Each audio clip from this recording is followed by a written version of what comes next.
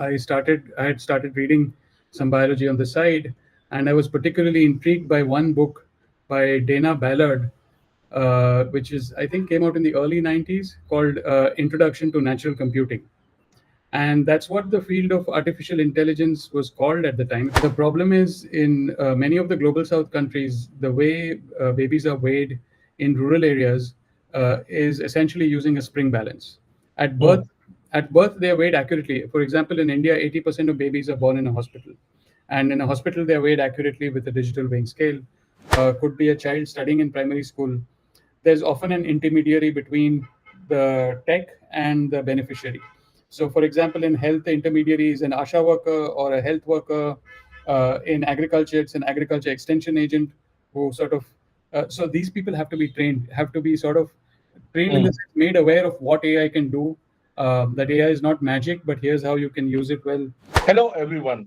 Welcome to Pragmatic AI, a podcast where we dive deep into the real stories from AI trenches, speaking with luminaries from the global AI ecosystem.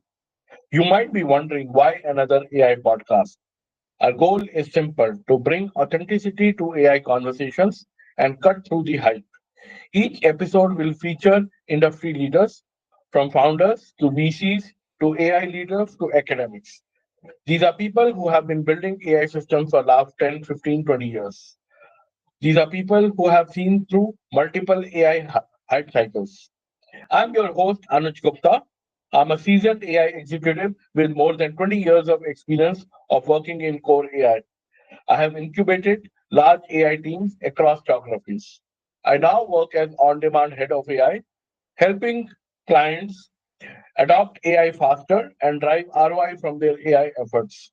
Recently, we helped a YC company build a bunch of critical AI systems, demoed to none other than Sam Altman and Vinod Khosla, securing Series B from Khosla Ventures for this startup. I've also co-authored a major book in AI. The book gives a point of view of how do you do AI when you're part of industry and startups, as opposed to research labs and academia. The book has been endorsed by top leaders coming from Carnegie Mellon, UCSG, DeepMind, Google AI, and many more. Join us as we explore the pragmatic side of AI, where the real stories are told. Hi, today our guest is Alpan. Alpan Raval is Chief AI ML Scientist at Wadhwani Institute of AI, a non-profit devoted to developing and deploying AI for social impact. The institute currently builds AI solutions for public health, agriculture, and education, and works closely with the likes of Gates Foundation. Alpan has been working in applied AI space for almost 25 years, initially as a faculty at the Claremont College in California, later in research and leadership roles at DE Shaw Research, Amazon, and LinkedIn. Alpan was instrumental in setting up LinkedIn's AI team. Alpan holds a PhD in theoretical physics from University of Maryland, USA, and an undergraduate degree from IIT Kanpur. You can find more about Alpan on his LinkedIn.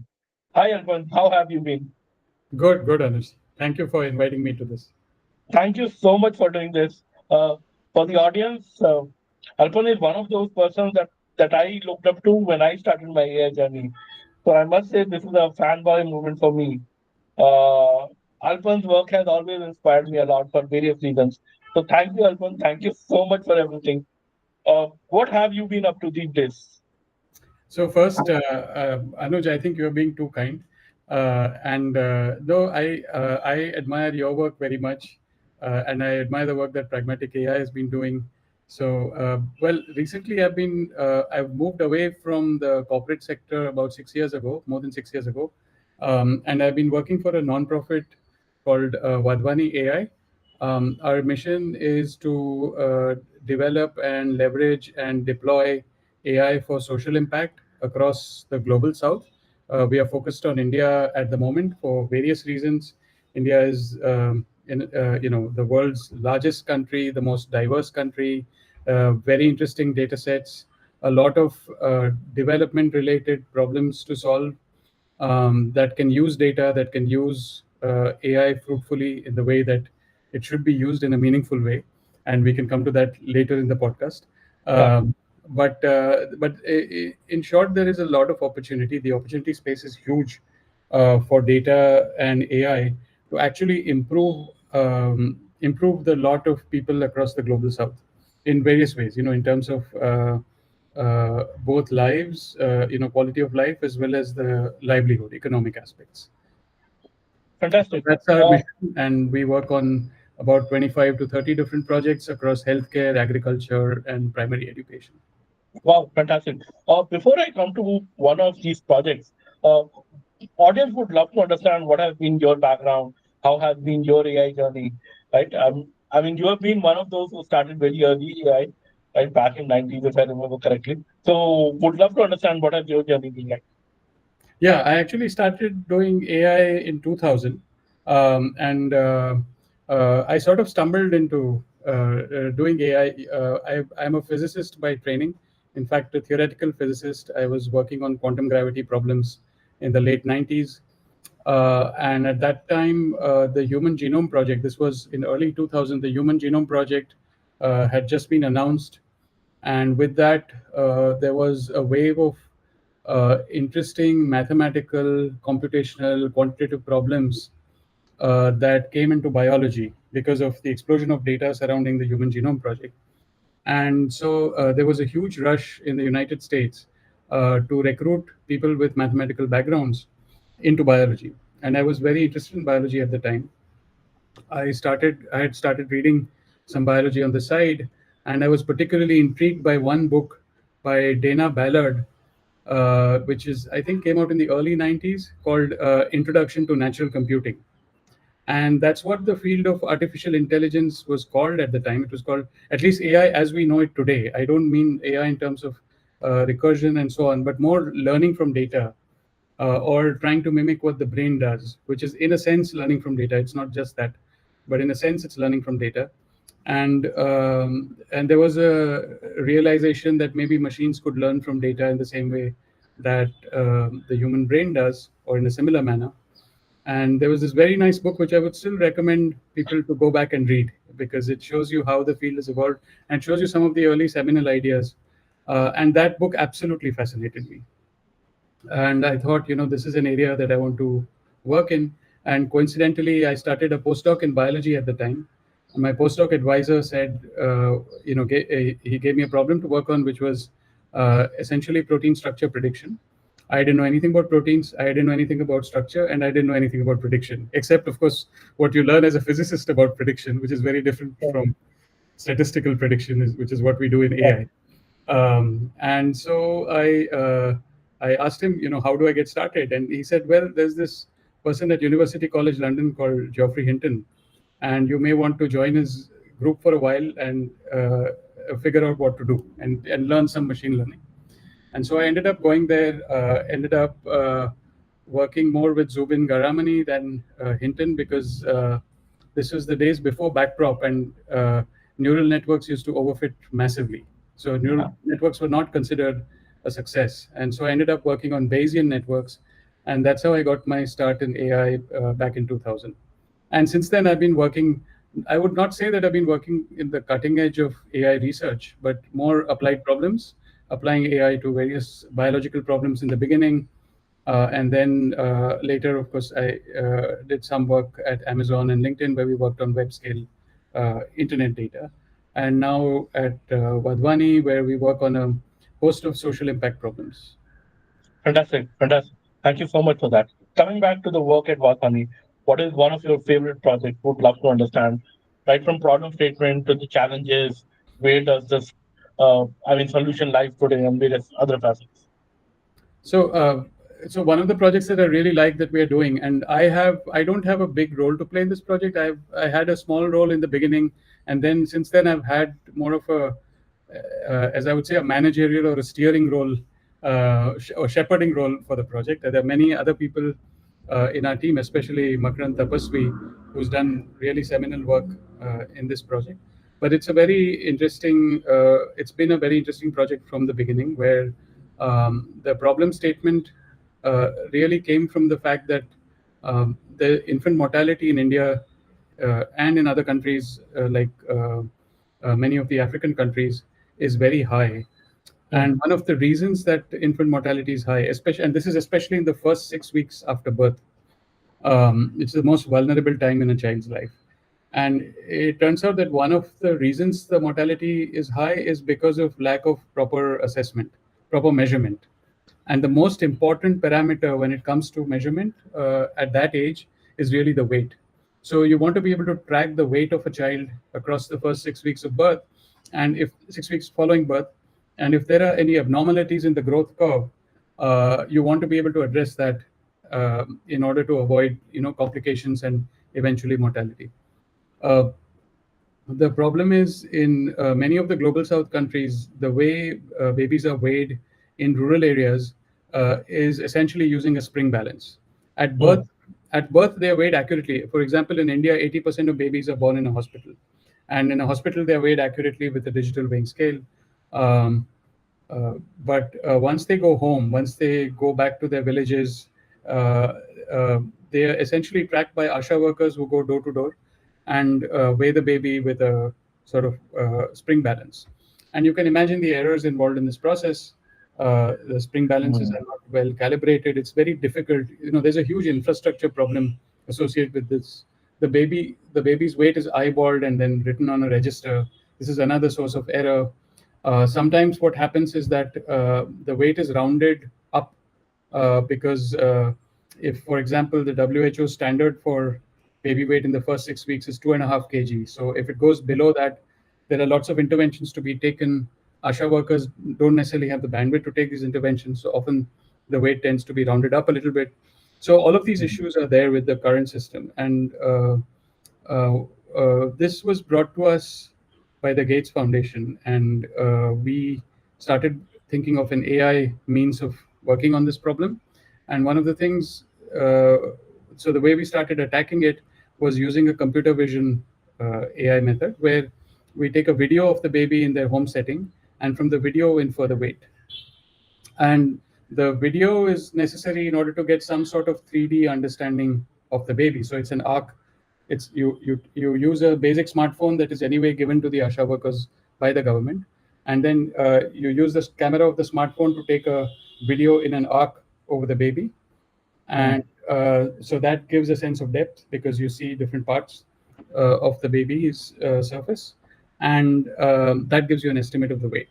Now we had to do very tough data collection to ground truth this. We collected videos for about 30,000 babies and ground truth weights, ground truth other measurements as well, like height and head circumference and chest circumference and so on.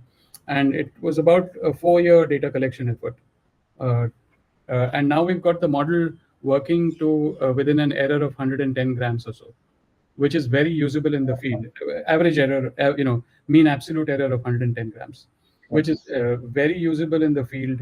And it doesn't really require any special equipment beyond a basic smartphone and a wooden ruler that is put next to the baby to serve as a reference object, so that you can use this at various distances uh, without error. So this has been one of our most challenging projects. It's now rolled out.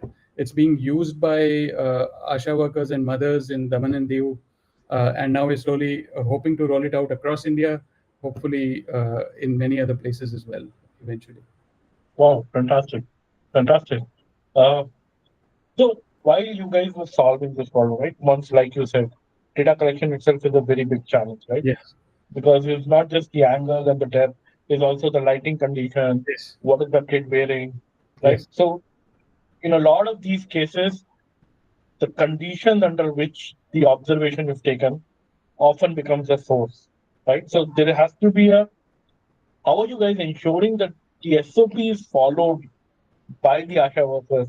Because unless that is done, it Yeah. is very easy that things can go from here and there. Yeah, so it took a lot of back and forth. The final usable data was a result of a lot of rejection that happened on the way. So we had to converge on a good protocol. We had to make sure that we didn't have to throw out data once a protocol was finalized, that the ASHA workers could actually use it. So we had guidance in the app. We created an app. We had guidance in the app to make sure that the baby remained in the frame of the video. We had to do some training of the ASHA workers. So there is a little bit of a training curve to use this properly. uh, we initially did a lot of experiments in a hospital setting where we had, sort of clean white backgrounds, good lighting, just to see if the technology could work, if there was potential, if there was enough Sure. information in that video to actually Yes. input the weight. And then we started getting very good results in a hospital setting, and which is when we felt confident enough to go into the home setting. And there we took, for training, we took videos under various lighting conditions, different backgrounds. So there's no restriction on the kind of background cloth you put under the baby. There's reasonably no restriction on lighting conditions. Of course, it can't be completely dark, but Okay. it works within natural light inside village homes. So it's very robust, and that was a result of iteration on the protocol. The other issue we had was the depth estimation problem, which is a standard problem in computer vision. A well-known problem, and the standard solution to that problem is to put a checkerboard in the frame of the photograph or the video, right? And the checkerboard is fixed dimensions, just so that you can eliminate the depth variable. And so with the checkerboard, we tried, it worked well. And then we were told, see, these are some of the applied on the ground constraints that you have to be sensitive to. We were told that ASHA workers could not carry a checkerboard with them. That is something they would just not have in their arsenal. Hmm. So it was not a scalable or usable solution with a checkerboard. So the whole thing was dead in the water if we had relied on a checkerboard. So Yeah. then we started looking at other fixed dimension objects like a coin or other things, and then we converged on the simple wooden ruler that you get in every, you know, essentially every corner in India, and it's Yeah. fairly standard dimensions. So that worked very well actually. Yeah. So That's and it. And while you guys were developing this solution, right? So I assume this work has been done in last 2 years or so, mostly in, I mean, other than data collection, in terms no, of the modeling part. even the modeling we've been iterating over the last 4 to 5 years while the data Yeah. collection was going on. Got it. Got it. I just wanted to understand that in your work today, like it has become for the larger world, that the GPTs and the APIification of the modeling, have you guys also gone down that path, or you guys still prefer developing your own proprietary models? And like, how is it? How that aspect has changed? Yes, yes. So first of all, we have been developing our own models. Generally, they're not proprietary because our aim is to open source. Everything we do is for social good. So our aim is to open source what we do. Uh, But in the LLM space, it doesn't make sense to develop our own model. So first of all, we uh, we are a very applied institute. Our aim is not to develop foundation models of our own. And so we end up leveraging open source models. We end up fine tuning them, but we do end up doing a lot of fine tuning. So mostly you can't use these models out of the box because they are trained on very generic data sets. You almost always have to fine tune them on task specific data sets. yeah, And yeah. we do quite a bit of work using foundation models. We do both language. For example, we build chatbots for these ASHA workers that I mentioned, as well as other health workers, in order to improve their sort of knowledge and skills.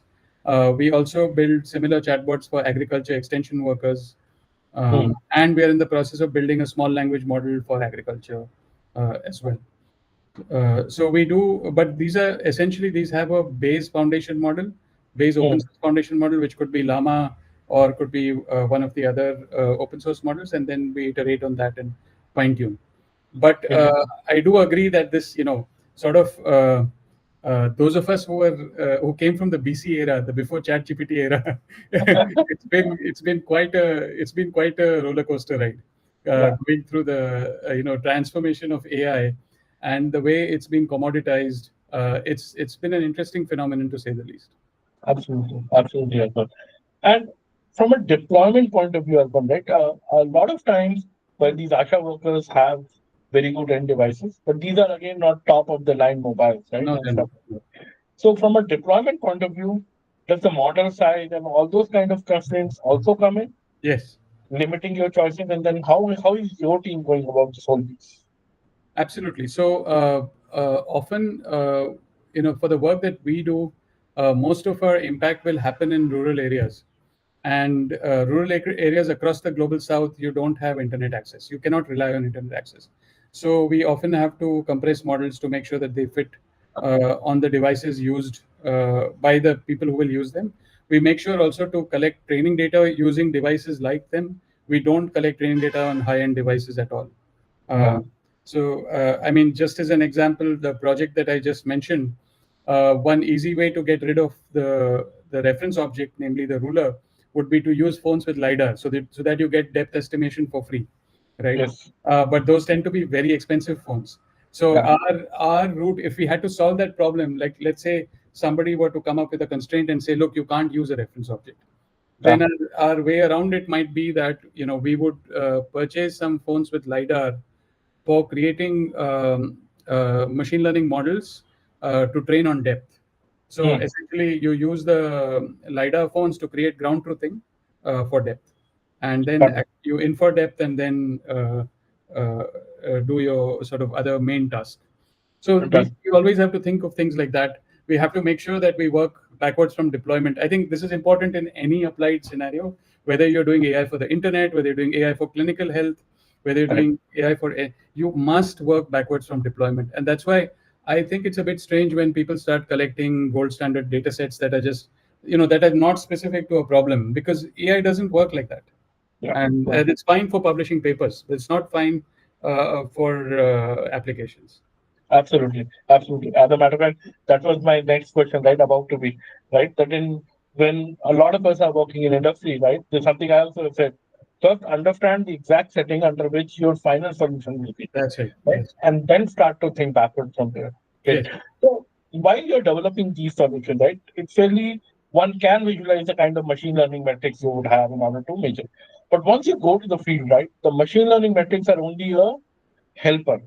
At Yes. the end of the day, what matters are the numbers to vary the success of the entire solution, right? What are some of the metrics for a project like that? And then how do you even go about kind of measuring? Because in the worlds that we come from, one can create a A/B set, do all of the stuff, Yeah. right, on the Amazons of the world, right? Yeah. But under these circumstances, you can't do any of that. So, Yeah. can you give us a glimpse of what does it mean to measure these solutions, right? Define success. How does one even define success in these cases? No, I'm very glad you asked this question, Anuj, because this opens a whole Pandora's box. And this Pandora's box becomes even more complicated when you add Gen AI into the mix. So let's first talk about how do we handle the situation without Gen AI, and then we can come to the Gen AI part later. Right. Um, so absolutely true. I think a lot of machine learning scientists and engineers do not appreciate that the metrics that they optimize when they build models, or even metrics they use to track performance or so-called success, are not necessarily the metrics that matter on the ground, right? Yeah. Typically, a machine learning engineer works with two kinds of metrics. One is the loss function that they use in training, right? And the second is the loss is the not a loss function, but they some kind of objective function that they use to measure the success of their model. Yeah. Neither of these metrics actually necessarily correspond to success on the ground, right? Yes. Um, so for example, and then even on the ground you have short-term metrics of success and long-term metrics of success. And so let me Hmm. just give you an example of a simple tabular data problem. One of the problems we work on is in the tuberculosis space, where we look at patients at the time they initiate TB treatment. So they are TB patients, they're about to start TB treatment. You want to predict whether they will complete treatment or not. And this is an important problem because one of the big issues with TB is that people don't complete treatment. And it's well known that if you miss about 10% of your medication, 10% Hmm. of the doses, let's say you take one pill every day for 6 months, you miss 10% of your doses, the chances of getting drug resistant TB increase by a factor of three. So it's very important to take your medication regularly, just like HIV, right? So TB has been a curable disease for the last 100 years, and yet people die of TB. This is one of the reasons. There are other reasons as well. One of the Sure. reasons is the population that is afflicted with TB tends not to take their medication on time. They're often migrant workers, truck drivers, people like that, right? They forget to take their medicines, or they start feeling better. The TB symptoms go down. They start feeling better, so they stop. The other symptoms go up, side effects go up, so they stop. So there are a number of reasons, right? Yeah. Now, so it's very important that we identify which patients might drop off treatment, or to have a risk score. for Mm. each patient, saying that this is the risk for this patient to drop off treatment. Because then, if you know patients who have a high risk of dropping off treatment, Yeah. your TB health worker force, which is employed by the government, can do intensive counseling to these patients. They can actually go door to door and remind them to take their medicines every day. Right? It Yeah. goes to that extent. Um, you can't do that at scale, right? Obviously. Sure. So you have to identify the most risky patients. So this is, in a sense, a simple binary classification problem from a technical perspective. That is the patient going to drop off treatment or not? That's your target function. It's a binary target. And you have longitudinal data about the patient. You have lots of patient characteristics. You may even have some contextual data about demographics, about where the patient lives, family size, etc., economic status, and so on. You combine all these variables and create a tabular model for this. Now, how do you measure the success of this model, right? And if you give this problem to a machine learning engineer, they would plot a ROC curve. They would look at area under ROC curve, or they would plot a PR curve because prevalence is very low. So Mm. some people may think to plot a PR curve and then look at area under PR curve. Both of these are completely the wrong metrics, right? What do you want to do here? Here, ideally, what is the ideal situation? If you had infinite health worker resource, you want to go and do intensive counseling to every patient. Mm. You don't want to identify those who are most risky, Yeah. right? You want to do it for every patient, and then you don't need AI. Correct. So why do you need AI? You need AI because you don't have an infinite health worker Yeah. force, right? You have to That do prioritization. correct. You have limited resource. You have to do prioritization. So Mm. your metric of success has to be dependent on the amount of available resource you have. So let's say you have only enough health worker resource to be able to do intensive counseling to 20% of the patients in your catchment area, Mm. not 100%, right? Yeah. How do you choose that 20%? If you make a random choice, you get a certain, Yeah. then essentially you have a sensitivity or a recall of 20% if you Correct. make a random choice. If you have a rule-based model, then your recall may be slightly higher than 20%. If you Yeah. have an AI machine learning model, your recall may be even higher. So the correct metric here that will measure how much impact you're having on patients, at least the short-term metric, is recall at K, recall at K percentage, right? Where K is Correct. defined by the amount of resource availability that you have, and that can vary from location to location. So you Yes. would look at recall at K for each location that you are deploying the model in. So this is one thing. So this is a short-term metric. But then, are you really interested only in recall at K? What are you really interested in? What you're really interested in is if the model is used well, then the number of patients who stop taking their medicine will decline Yeah. over time. Now, Yes. that's your long-term metric of success, and that's the true metric of success. And that takes time, but you have to be aware that you have to measure that. Yeah. So usually, even in the deployment scenario, we look at both short-term metrics that actually capture what's going on the ground, as well as the long-term metric in terms of impact on the people that you're affecting with your AI. So, for example, for this solution, we have early indications that the model is working because we are seeing that in areas where we've deployed it, the rate of not taking medication is going down, Mm. right? But it's still Mm. very early. It's not yet statistically significant. We can't come out, and sort of say that as a formal result. But it takes time. It takes 2 to 3 years to figure out whether this is actually Yeah. happening. Yeah. Absolutely. I've got one more thing. When we work for the scale of internet and those kind of companies, right, you can very quickly come to know whether things are working, not working, and then course Right. correct. Right. Now, exactly as you said, right, here the eventual truth opens up a couple of years later, Yes. right? And it has huge ramifications. This is not just about profit loss, right? This is about humanity. This is about life and death.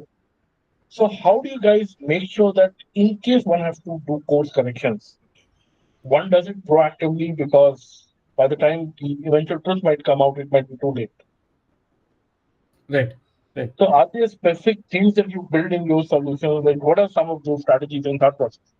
So that's a good question. So you're right that our feedback loops are extremely long. Sorry, and so you need to be very cautious in deployment. You have to test well. You have to design the right test sets in house, right? So, for Mm. example, if you do a data split where which is a random data splits again are good for publishing papers. They don't necessarily reflect accuracy on the ground. So a lot of problems, you may want to do a time split where you train on the past and test on the future. Um, Similar strategies in other areas. You may want to do a location split. You take a model trained in Maharashtra and see if it works in Punjab and things like that. So we design a lot of different cohorts on which we test the model. So that's one, right? So we do a number of things like this. The second is we can't, unlike in the internet, you can't easily deploy models to say 1% of the population, see how it Yeah. does, and then ramp up slowly. You can't do stuff like that, right? So you have to be very careful in deployment, and you have to make sure that whatever system AI is replacing, it doesn't quite replace it from the get-go, right? So whatever systems were in place earlier to do exactly what the AI is going to be doing remain in place while the AI is an add-on. Now, Yeah. often that increases the burden on the AI users, because now instead of doing one thing, they have to do two things. They have to Yes. do what they were doing earlier, plus they have to look at these AI inferences. But we think that's a much more cautious approach. So that's the approach we tend to take usually. And then, of course, we have nearly in all of our, especially in our healthcare work, we make sure there's human in the loop mostly in everything. Yeah. So that's a very important construct, especially in healthcare. Yeah. Wow. Fantastic. And would you talk of at what scale some of these are, like you talked about predicting the child mortality, right? I Yes. mean, how many districts or how many villages there's already live? So currently, it's piloted in one union territory, which is Daman and Diu, which is not huge scale as yet. But we Yeah. expect the scale to go up very, very rapidly. We are going to be deploying this across all ASHA workers in various states within the next few months. And within a year or two, we want to make sure that this goes pan India. For the TB solution that I mentioned, it's already being used in 10 or 11 states, I think. And it's being integrated into the government's Nikshay program. We're just waiting for a new version of Nikshay to be released, and then this is going to be integrated. And the moment it's integrated in Nikshay is used by all TB health workers across the country. So it's going to be available on Nikshay pan India. And then health workers will be able to take decisions basis that. Fantastic. So all of our solutions, we are looking to scale pan India, but we are at various stages of this journey. Great, great. So while each of these projects might have their own nuances, but in general, when you're doing AI for social good, right? What are some of your biggest challenges?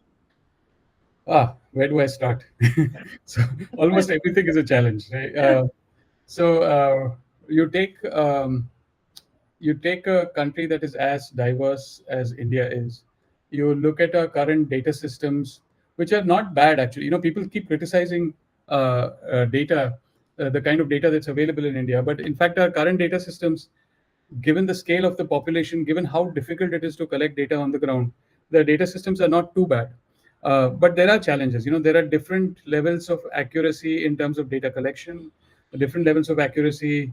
And when you have different levels of accuracy in the quality of the data across the country, that's going to introduce its own biases. So you have to be very careful about biases. You have to design, the first thing is to be aware of what biases your model has. And so you have to design the right evaluation cohorts to Yes. make sure that, so we are very, very careful.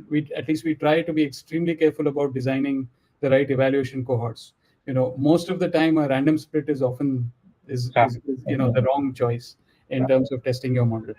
Um, so the data challenges are real, and to circumvent some of the data challenges, what we prefer to do is not sort of work with our own apps. We would rather integrate into existing government platforms that are collecting data on a regular basis, so at least there is some structure to the data. There is something that is coming at a regular cadence. Nikshay for TB is an example of such a platform. In the Mm. maternal and child health space, there's the Portion Tracker platform that the government has launched. In the agriculture space, there's the National Pest Surveillance System. That's also a platform. There's AgriStack that's being built currently. So there are all these national level platforms that are being built, and ideally, your AI should piggyback onto one of these big platforms Mm. rather than creating standalone apps, because that solves a lot of it doesn't completely solve data issues, but it does Sure. address a lot of the data issues. So data is one challenge.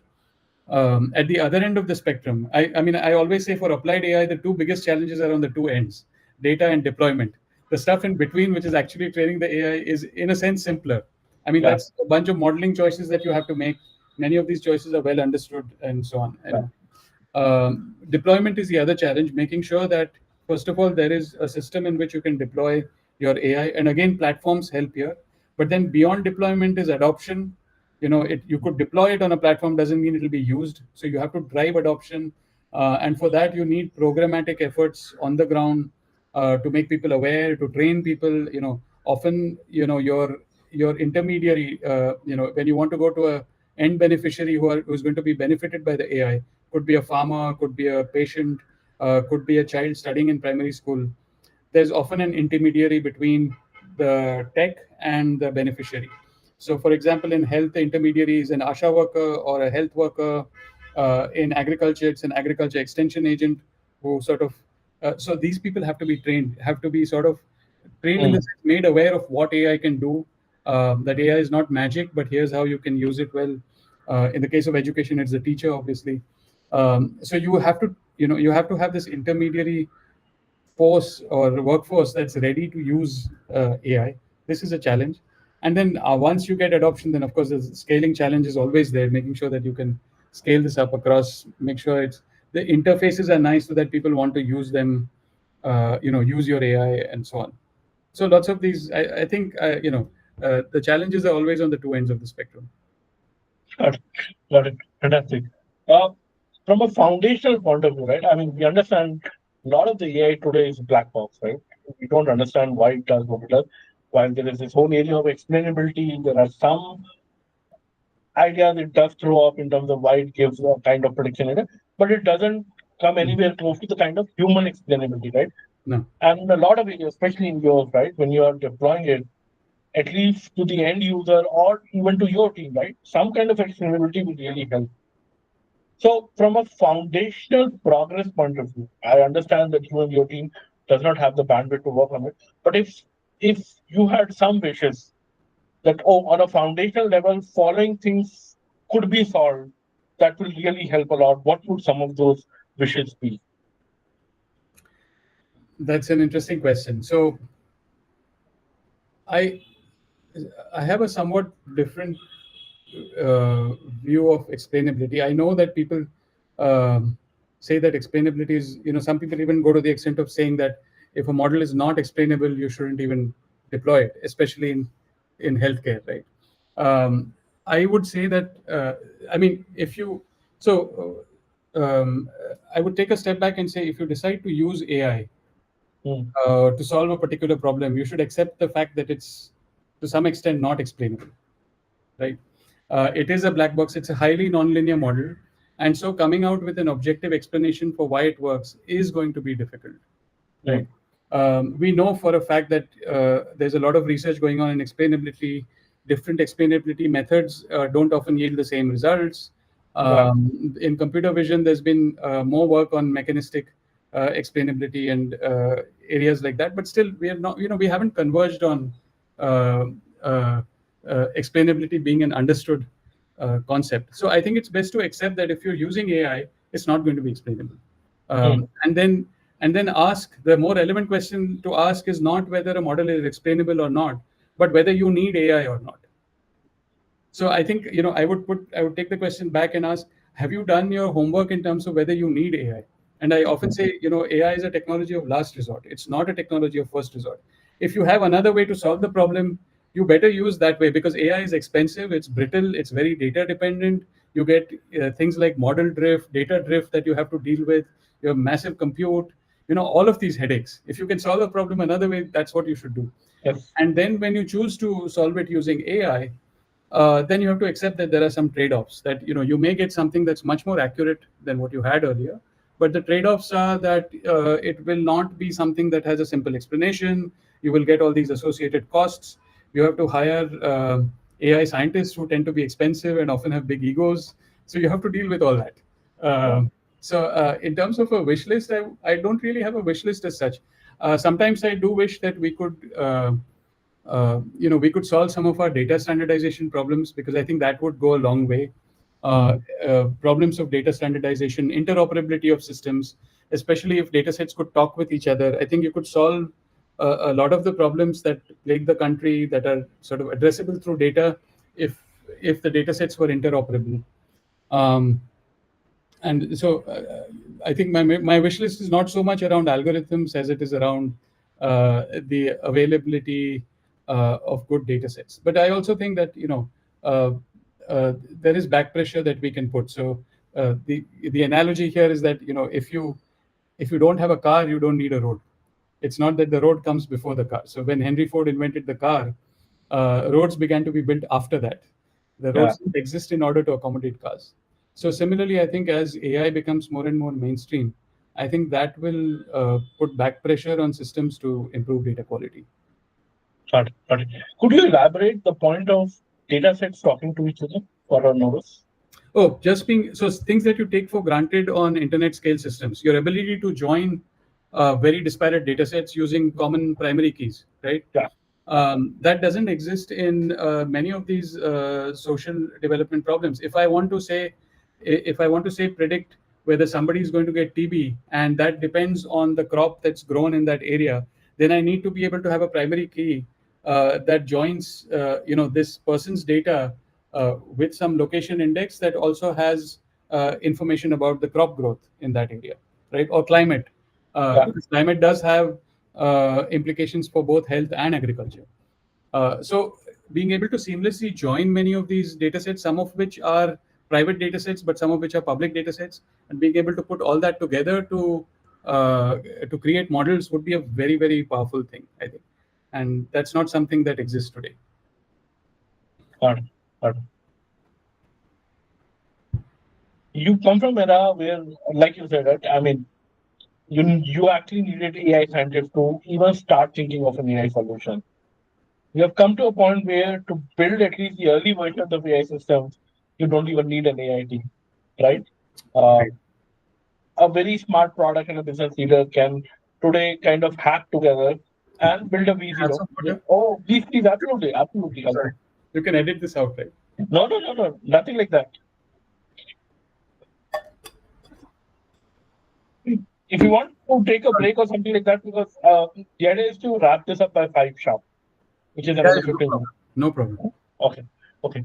So coming back, uh, we all come from an era where if one were to start thinking of an AI solution or even AI approach, one would start thinking of an AI team first, right?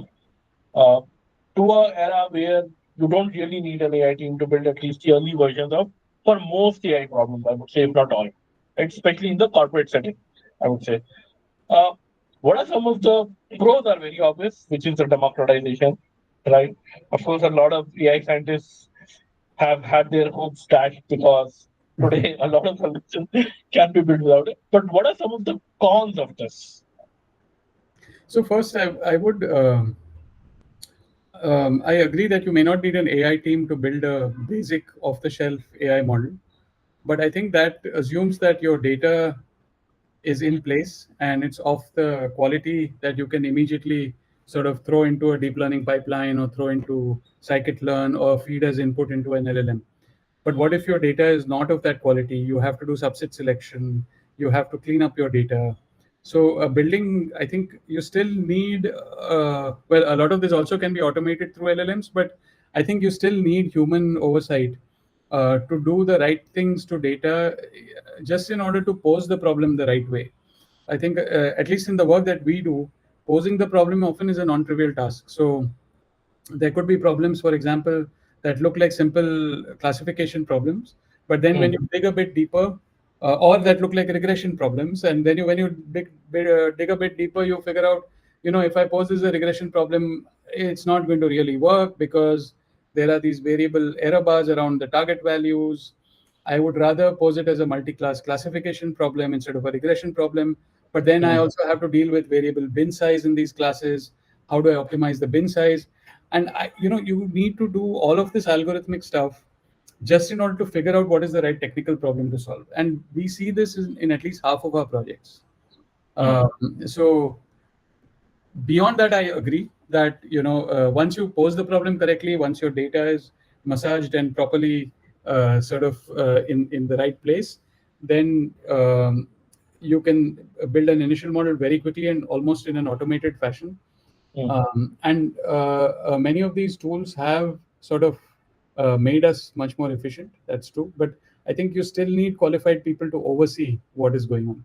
I don't know if this answers your question, though. No, absolutely. Absolutely, it does, Alpan. And I completely agree with that, right? As a matter of fact, this is what I also recommend to teams that while you can build these heroes on, it's Yeah. good to have somebody who can just kind of review stuff at a high level, right? Yeah.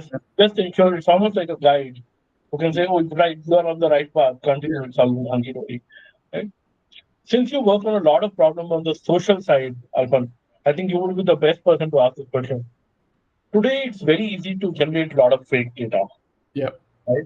Right from me talking to maybe Obama or a fight between Obama or Trump or creating a receipt of a particular restaurant that I might have eaten.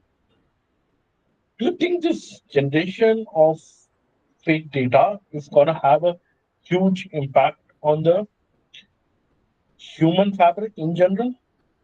And then this might become even bigger a problem as compared to maybe the AIDS and the TVs of the world? As compared to what? Sorry. AIDS and TVs of the world? Oh, I see. Yeah, Because that is I the yeah, yeah, I that do is the worry. level that Yeah, it's I do at worry. impact. I do worry about this. I mean, see, at the first level, you have a proliferation of uh, synthetically generated data on the internet, right? So that's really just the first level. Yes. Explicitly synthetically generated data, right? We don't know where the data is feeding into. We don't know what happens to downstream models or even simple analyses, simple analytics, insights that we generate. We don't know how reliable they are because of this profusion of synthetic data that's slowly Mhm. flooding the internet. So this is sort of level one phenomenon. Beyond this, uh, the synthetic data is being consumed by humans. Forget about models or downstream models or any of that. Us Absolutely. humans are consuming synthetic data, and that is biasing our mindsets, right? I mean, it's affecting the way we think about things. It's affecting the way we look at the world. So we have, human data that was used to build models that generated synthetic data that looked like that human data, that had a high bias towards that type of human data, and then future generations, in a sense, being indoctrinated within the synthetic data construct and producing more data that looks like that synthetic data, and then models, Yeah. it sort of, I think we are getting into a massive echo chamber, which is in a sense ironical, because as we expected diversity, in a sense entropy, to increase as the world becomes more and more globalized. But I think the opposite is happening, that everybody seems to be thinking the same way. Everybody seems to be either agreeing with you or disagreeing with you. You don't have nuances, you don't have so the world is getting very, at the same time, homogenized as well as polarized, right? Because there's very few different opinions. Yes. It's and I think I wouldn't blame LLMs for all of this, but I think LLMs certainly do contribute to some of this. So I do worry. I do worry. I don't know what the solution is. Yeah. I don't think. I think like the you know. I think LLMs are here to stay. I don't think they're going anywhere, and they'll just get more and more powerful. And agentic AI is also here to stay. In Yeah. fact, all of AI is likely to be subsumed by agents. Um, I don't know what the long-term human consequences will be, but it's not looking very good. Yeah. Yeah. Uh, Given all the fantastic work you and your team are doing, Alvan, if one were to work with you and your team, right, to take AI to further to the global south and really make a dent, how can they go about it? What are the ways they can apply, approach? So you can go to our website. We have a careers page. You can apply. You can reach out to me on LinkedIn. We I don't think we have current open positions at this time, but we always, openings keep coming up. And we've also had situations in the past where people have done some voluntary work with us, which is also, I mean, we're most grateful for any kind of voluntary work. It's just that we function very much like a startup. So even though we are a non-profit, we have a very startup-y culture in terms of the pace of the work we do, and so we do require a lot of time commitment from anyone who works with us. Sometimes that fits into the voluntary model, sometimes it doesn't. But we appreciate any help that we can get. Absolutely. Absolutely. Cool. Should we end in the interest of time, Alban? Sure. Right? Okay. Cool. Thank you so much, Alban. Thank you so much for taking out time and doing this and walking us through in great length the fantastic work that you and your team are doing. I wish you and all of them are very all the best. And I'm sure you and your team will create a lot of uh, impact, right? It is, I understand this is about saving lives, right? And the kind of satisfaction one gets, right, from a work like that is absolutely of a different level altogether. So thank you so much on behalf of me and everyone for all the fantastic work you're doing. Thank you, Anuj. It's been a great conversation. Thank you so much. Same here, same here.